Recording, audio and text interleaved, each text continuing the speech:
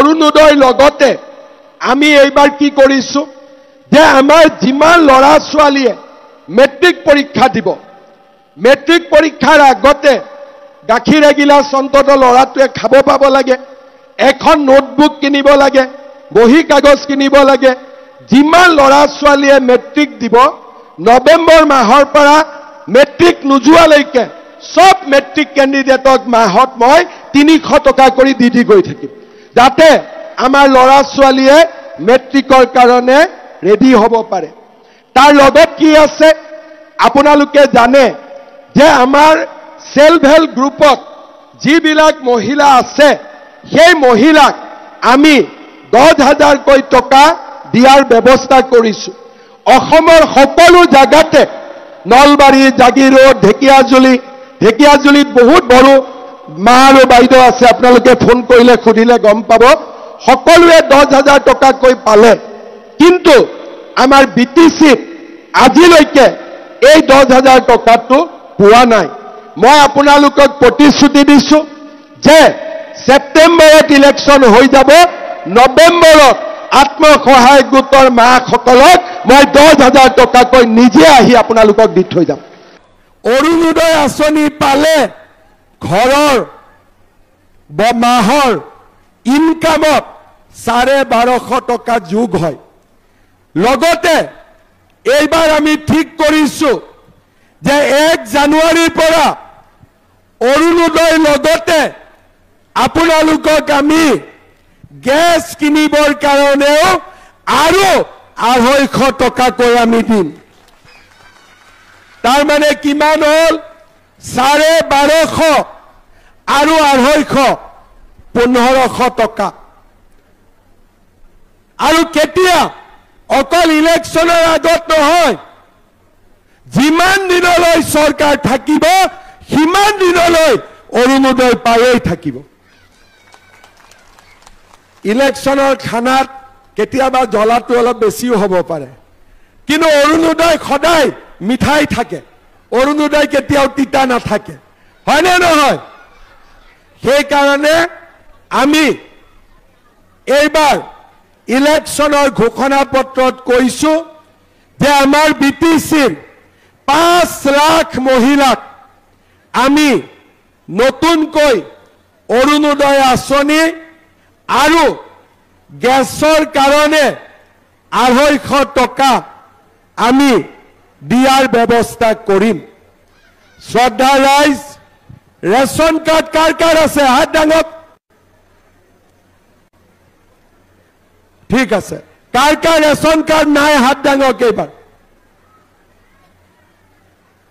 ঠিক আছে ration card আছে কিছুমান মানুহৰ ৰেশন কাৰ্ড নাই ৰেশন কাৰ্ডত আগতে আমি কি পাও অকল চাউল পাও মোদীজিয়ে আমাক বিনা পইচাত দিয়ে এইবাৰ 1 নৱেম্বৰৰ পৰা চাউলৰ লগতে আমি আপোনালোকক কম দামত দালিও দিম নিমখও দিম চেনিও দিম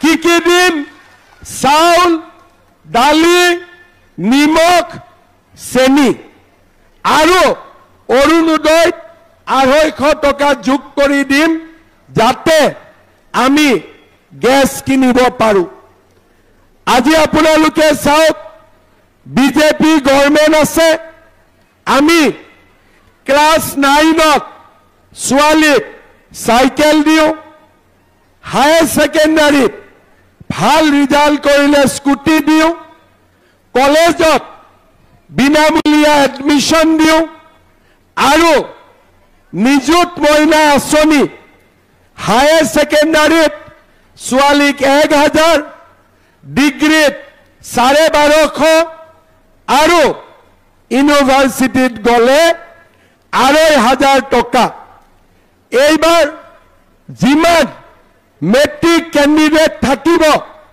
ফৰ্ম ফিল আপ কৰিছে এই কেণ্ডিডেট বিলাকে যাতে ভাল কৰি পঢ়িব পাৰে তাৰ কাৰণে মেট্ৰিক নোহোৱালৈকে আমি মাহত 300 টকাকৈ সিহঁতৰ একাউণ্টতো আমি দিয়াৰ ব্যৱস্থা কৰিছো। তাৰ মানে নিযুত মইনা, চাইকেল, স্কুটাৰ, ৰেচনত চাউল, দালি, চেনি, নিমখ, গেছৰ কাৰণে 250 টকা, অৰুণোদয় 1250 টকা কোনে দিছে? বিজেপিয়ে দিছে। আৰু আপোনালোকে কিয় পোৱা নাই? কাৰণ দিছপুৰৰ পৰা টকা পঠালে ভিচিডিচি বিলাকে খাই পেলায়, হয়নে নহয়? ভিচিডিচি বিলাকে আঁচনিবিলাক গৰীব দুখীয়া মানুহক দিব নিদিয়ে। বিজেপি চৰকাৰ আহিব আৰু মই ভিচিডিচি বিলাকক গাঁতৰ তলত সোমাই দিম, পুৰা গাঁতৰ তলত সোমাই দিম। কাৰণ বেলেগ জায়গাত ভিচিডিচি নাই, গৰীব দুখীয়া মানুহে আঁচনি পায়। বিটিচিত ভিচিডিচি আছে আৰু গৰীব দুখীয়াৰ আঁচনি সিহঁতৰ পেটত সোমাই যায়, হয়নে নহয়? প্ৰধানমন্ত্ৰীয়ে ঘৰ দিয়ে আৰু গৰীবক ঘৰ দিবৰ কাৰণে ভিচিডিচিক 10,000 টকা ঘোষ দিব লাগে, লাগে নে নালাগে? এতিয়া খানা খুৱাব আৰু ঘৰ আহিলে 10,000 টকা ল'ব, হয়নে নহয়? এইটো খানা ভাল খানা হ'ল জানো?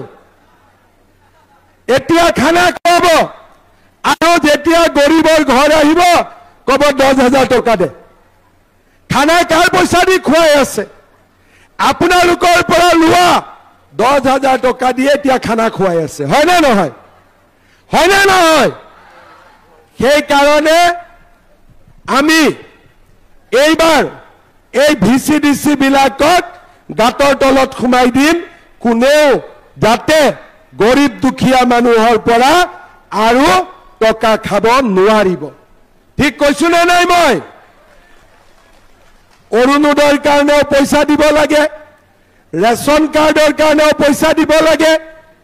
ৰেচনত মোদীজীয়ে চাউল পঠায়, এন্দুৰৰ দৰে চাউলটো থৈ দিয়ে, হয়নে নহয়? ইয়াত নিগনি বহুত আছে নে নাই? এন্দুৰ আছে নে নাই? এই নিগনি এন্দুৰ বিলাক মাৰিব লাগিব নে নালাগিব? লাগিব নে নালাগিব? যদি নিগনি এন্দুৰ মাৰিব লাগে, ভিচিডিচিক গাঁতৰ তলত সোমাব লাগে, পদুম ফুলত ভোট দিব লাগিব, হয়নে নহয়? দিম নে নিদিম পদুম ফুলত ভোট? এতিয়া আপোনালোকে চাওক, সকলো মানুহ আমি বিটিচিত আছো, কিন্তু মাটিৰ কাগজ নাই। কাৰ কাৰ মাটিৰ কাগজ নাই? হাত দাঙক।